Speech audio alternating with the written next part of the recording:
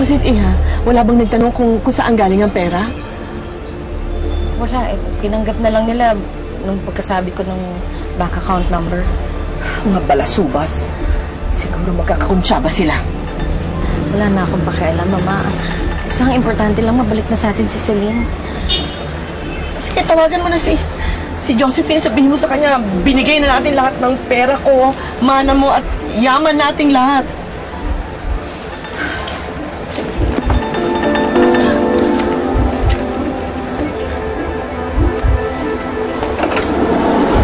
Tatawagan ko lang si Josephine.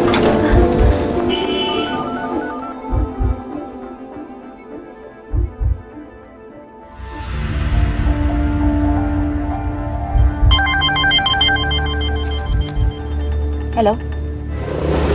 Hello, Josephine? Josephine, na-deposit ko na yung pera mo. Paano ko makukuha si Celine? Katitingin ko lang dun sa bank account. At hindi umabot ng 100 million yung balanse. Hindi yan yung pinag-usapan natin, Bettina. Oo nga, Josephine, di ba nag-usap na tayo? 50 million lang yung pera namin. Yun lang yung nakalap namin.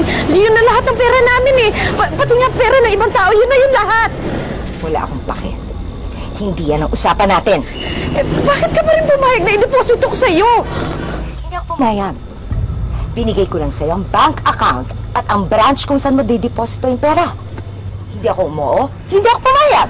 Josephine, ano ka ba naman? Nag-usap tayo kanina. Yun ang sinabi ko sa'yo. Meron lang kaming 50 million. Hindi ko alam bakit pumayag ka na i-deposit na namin kung hindi mo rin ibabalik yung anak ko. At dahil hindi yan yung pinag-usapan natin na 100 million, di ba sinabi ko sa'yo? Papatayin ko si Celine. At dahil hindi ka tumapad, parang ikaw na rin ang pumatay sa kanya.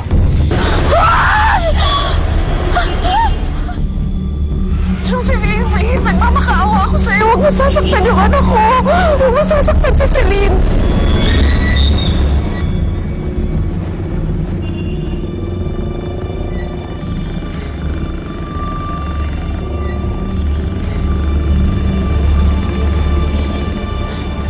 Josephine, nagmamakaawa ako sa'yo.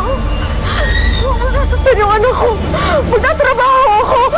Babayaran kita buwan-buwan para lang mabuo yung utang namin sa'yo. Pero please, please lang, huwag mo sasaktan yung anak ko. Huwag mo papatayin si Celine. Hindi mo siya anak!